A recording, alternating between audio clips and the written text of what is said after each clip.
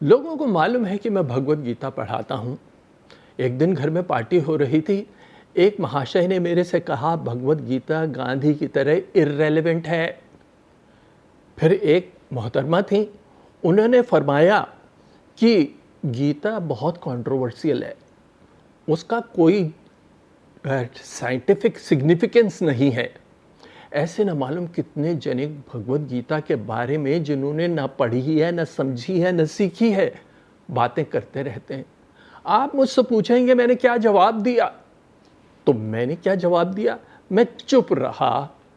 क्यों? यही बताना मैं आपको चाहूँगा, एक कहानी की तरह जो लेके आ रहा हूँ मैं अब।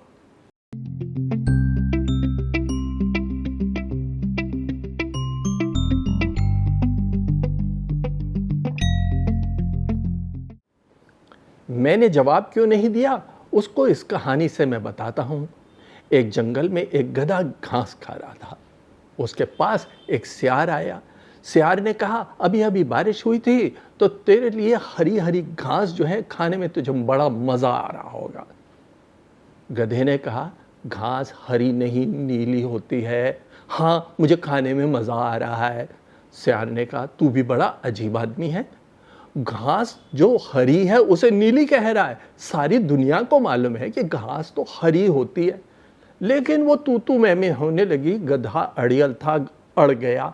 कहता है, नहीं, घास नीली ही होती है। उनका जो विवाद है उसका हल मिल जाए, तो सियार ने कहा, चलो हम अपने बुद्धिमान राजा के पास चलते हैं, राजा ही बताएगा कि घास हरी होती है या नीली। तो वो राजा के पास पहुंचे। सियार ने कहा, महाराज, ये मेरे से आर्ग्यूमेंट कर रहा है। ये कहता है कि घास नीली है और मैं कहता हूं कि घास हरी है। आप जो है इसका न्याय करिए और इस गधे के ऊपर फाइन कर दीजिए। राजा ने कहा, सियार, मैंने तुम्हारी सारी बात सुन ली है। तुम यहां आके मेरा समय नष्ट किया, इसलिए मैं तुम्हें 100 रुपए का फाइन करता हूं, क्योंकि घास तो नीली ही होती है। सारे सभासद सन्न हो गए। जब वो दोनों चले गए तो उन्होंने पूछा, महाराज, ये कैसा न्याय? उन्होंने कहा, न्याय क्या, घास तो हरी होती है। लेकिन जो गधे से भी आर्ग्यूमेंट कर रहा है, फाइन तो उसी पर ही होना चाहिए। कहानी का औचित्य आप समझ गए होंगे।